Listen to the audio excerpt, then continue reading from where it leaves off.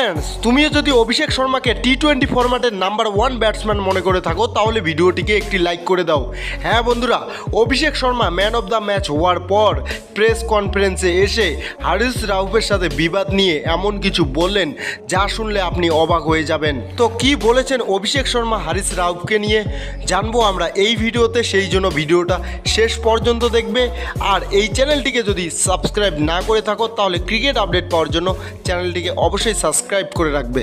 তো ফ্রেন্ডস, ম্যাচের কথা বললে ভারতীয় টিমের ক্যাপ্টেন সূর্যকুমার যাদব টসে জিতে ফিল্ডিংয়ের সিদ্ধান্ত নেয়, কিন্তু আরও একবার পাকিস্তানের মতো ঘাটিয়া টিমের ক্যাপ্টেনের সাথে হাত না মিলিয়ে সূর্যকুমার যাদব ডাগ আউটে চলে যায়। তারপর ব্যাট করতে আসে পাকিস্তানের দুই ওপেনার শাহজাদা ফরহান এবং ফখর জামান।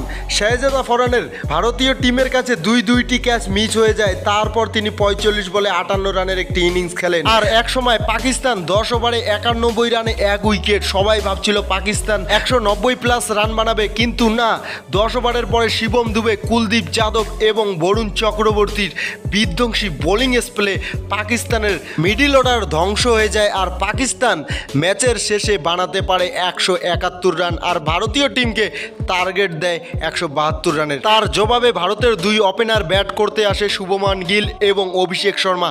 অভিষেক শর্মা ক্রিজে পা রাখার সাথে সাথে শাহিন শাহ আফ্রিদির প্রথম বলেই 6 মেরে দেন, আর তার মনোভাব স্পষ্ট করে দেন তিনি এই ম্যাচে কি করতে চলেছেন, কি তুফান নিয়ে আসতে চলেছেন। তারপর পাকিস্তানের বোলারদের চোখে চোখ রেখে অভিষেক শর্মা এবং শুভমান গিল বিধ্বংসীভাবে ব্যাটিং করতে থাকে।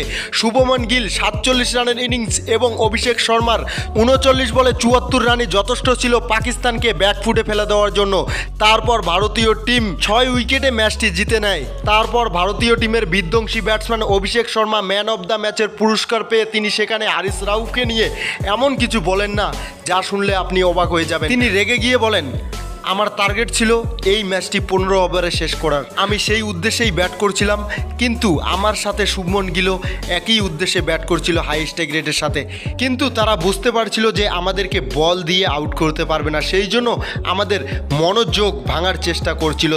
তারা মাঠের মধ্যে আমাদেরকে নিয়ে অনেক কিছু বলছিল, কিন্তু যেইভাবে পাকিস্তানি প্লেয়াররা কোনো কারণ ছাড়া আমাদের দিকে এগিয়ে আসছিল, যেমন হারিস রাউফ, আর সেটা আমি একদমই পছন্দ করিনি। সেই জন্য আমি তাদের বিরুদ্ধে গিয়েছিলাম আর তাদেরকে বলছিলাম, আমি মারবো, তোরা বল নিয়ে আসবি, আর সেটাই তোদের কাজ, যা নিজের কাজ কর। দেখুন, যখন 170+ রান তাড়া করতে হবে তখন কিন্তু আমি স্লো খেলতে পারি না, আর আমি স্লো খেলতে শিখিনি।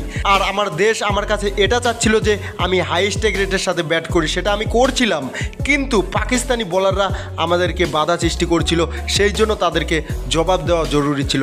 তো বন্ধুরা, এই কথা বলেছেন ভারতীয় টিমের বিধ্বংসী ওপেনিং ব্যাটসম্যান অভিষেক শর্মা। অভিষেক শর্মার বায়ান আপনার কেমন লাগলো সেটা অবশ্যই আমাদেরকে কমেন্টে জানাবেন। ভারত আর পাকিস্তানের মধ্যে পাকিস্তানকে যেইভাবে হারিয়েছে ভারত, তাতে যদি খুশি হয়ে থাকো তাহলে ভিডিওটিকে একটি লাইক করে দিও। তো এটাই ছিল ভিডিওটি শেষ পর্যন্ত দেখার জন্য আপনাকে অনেক ধন্যবাদ।